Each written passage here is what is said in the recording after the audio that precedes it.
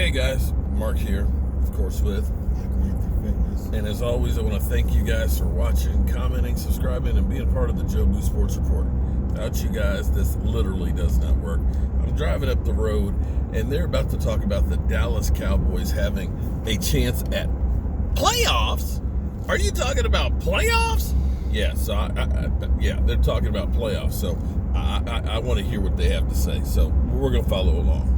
Way to play. I don't know what has happened to Mike McCarthy. Mike McCarthy has become the gambler. He's doing all these things that are uncharacteristic of the guy that I saw in Green Bay. But hopefully he's got that out of his system. He gets back to playing in a conservative style that really leans on Ezekiel Elliott and Tony Pollard running the ball, Andy Dalton being conservative, and then the defense getting timely stops. If they do that, the Cowboys can absolutely win this division because I think they still have more talent than the rest of the teams in this division. Yeah, it's interesting, man. You're talking about the right way to play.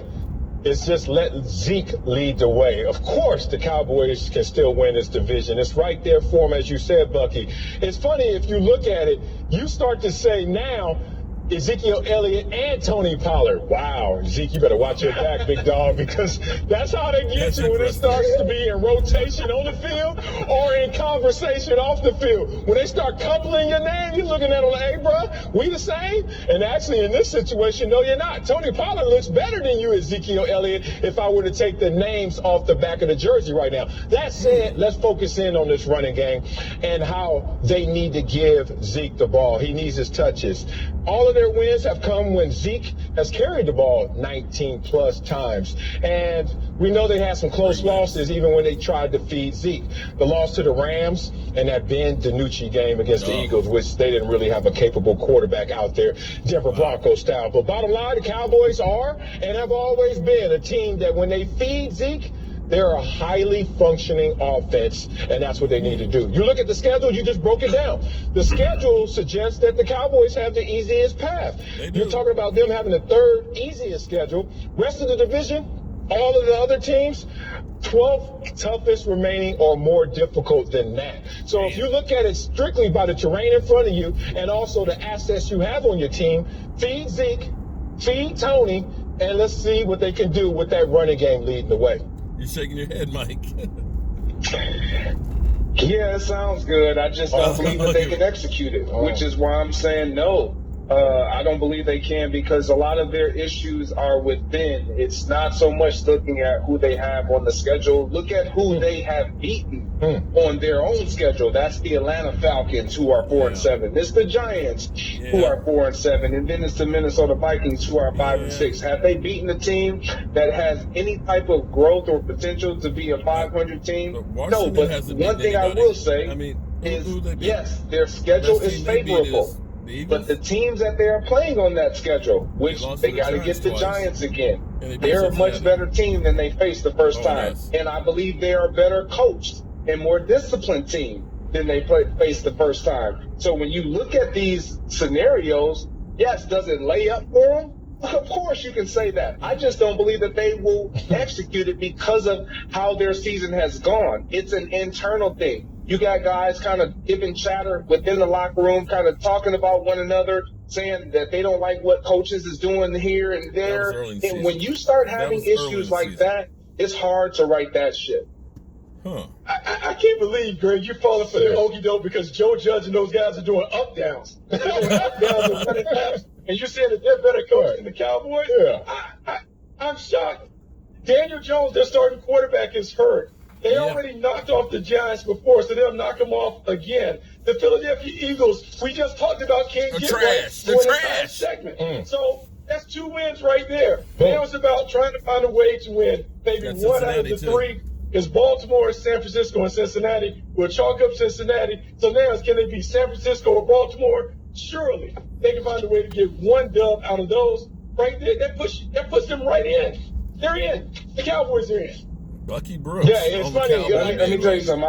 Go ahead.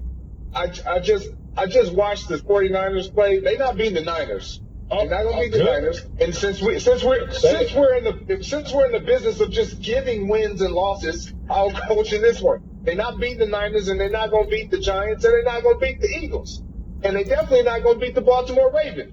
So that leaves them out. I'll give you one of the last remaining five. What? Are you kidding me? All right. This time it's going to go down. Wow. If you beat the Baltimore Ravens, everybody like, how you going to beat the Baltimore Ravens? Well, you can run the ball on the Baltimore Ravens. 11th worst rushing yardage allowed per game, 4.5. So we're going to pound the ball against the Baltimore Ravens and hope that we can have a victory there. This is what happens then. You know, as players, we used to do this all the time on sitting there with the schedule. All right, yeah, we did. Yep, the Giants going to lose to the Seahawks. Okay, I'm with you, big dog. And the Eagles, they're going to lose to Green Bay. Aye. And Washington going to lose to San Fran. Oh, you got me, big dog. Guess what that means? With 4 games to go, the Dallas Cowboys will be sitting there tied for the division lead. Just that simple. And that's just 1 week, Greg. Oh, what the hell you talking about? They're not going to win here and win that. Everything I said sounded feasible. Sounded like it's going to happen. Okay. So I don't see how you say this team can't win. So you're telling me there's a chance? So like I said, since our stats are coming off of just our word of mouth and what we think and hope to win, to happen and play out, because our point will be made there. Look at the way this team has played all year.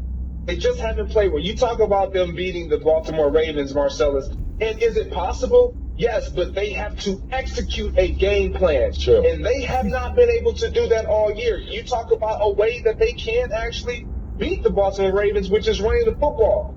If they run the football, we know that they are pass heavy. They just rely on the throwing of the football. They don't turn around and hand the ball off to their two-headed monster now that they have. So I don't see them actually being able to effectively execute. And let me say this. They do have to play defense. They do. The defense has to tighten up a little bit. Yeah. Turkey Day was not a great day for them. Antonio Gibson had a big day. They kind of got away from it. But I would say a lot of this comes down to Mike McCarthy. I think some of the issues that you saw in the run game that happened in the fourth quarter, they were deflated. The fake punt at your own 20, everyone on the sideline, we've been there, everyone is like, what in the world are we doing as they run onto the field? And so they lost their way. But I think with the extended time, because the Ravens situation has pushed the game back to next Tuesday, I think they'll be refocused. The bye week will kind of give them an opportunity to clean up some of the issues. And remember, not many of us thought they could be the Minnesota Vikings and their running attack. So as I look at not only Baltimore, but I look at San Francisco, there is a blueprint for them to execute where they're able to slow it down. We'll see if they can get it done. But I know those last two, put them in the win column. The Giants,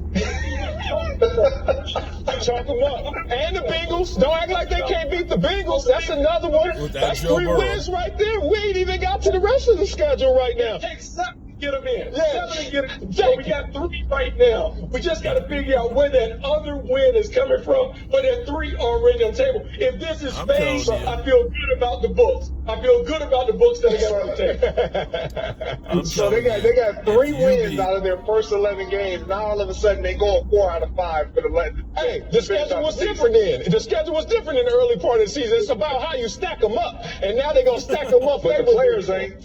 Well, hey. Players are. Well, wait a minute. You went out there and said the defense hasn't tightened up over the season. Yes, they have. The first 4 games, they allowed 3 teams to go over 400+ yards, but only twice in the past 7 games. I like how you put that phrase in my mouth saying the defense hasn't tightened up. I said they have to play defense. Okay, well, I mean, they have been playing defense. If you looked at the last 7 games, I don't know if you stuck on the first 4 games. Finish making your point. I don't have a point. I don't really have a point. All I'm saying is feed Zeke. You're 23-4 all time when Zeke gets over 100 yards. It's just that simple. Feed Zeke and don't fumble. All right, it's time to make that's the formula. Get Zeke going and hope that Zeke doesn't fumble. That's the formula. But here's the thing. I think you beat Cincinnati. Cincinnati doesn't have Joe Burrow, okay? Now, the Giants are pounding their chest, because they barely got a win over Cincinnati, okay? I know Washington guys over there, they're going crazy. But Washington, listen, you beat Cincinnati. You beat us when we were trash. We were trash, okay? I'll admit it. We were trash. That's 2 of your wins. And who's the other one? Oh, you came back from the trashy-ass Eagles. Get back to me when you actually beat somebody. I dare say that the 2 biggest wins in the division this year would be the Cowboys beating Minnesota and the Eagles beating the 49ers with the 3rd-string quarterback. Other than that, ain't nobody in this division beat anybody. So to think that the Dallas Cowboys don't have a chance, Stop. It's going to be a rough week this week for everybody in the NFC East. And if the Cowboys may end up playing against Baltimore without Lamar Jackson, RG3's got a pulled hamstring, and not that made any difference because he looked like trash yesterday, a shell literally of himself. If Lamar Jackson to play for Baltimore, I got to tell you, you got to look at that game a hell of a lot differently than if he is healthy. And I say you get the win over the Cincinnati Bengals, and all you got to do is beat the Eagles and the Giants. Am I crazy? Or just plain stupid? Crazy. Okay. Because I don't believe in our coaching this year. Well, that may be true too, but I just say that there's no chance in hell is not right. So, Bucky, I'm with you, buddy. All right, man. I'll catch you guys back at the Man Cave. Peace.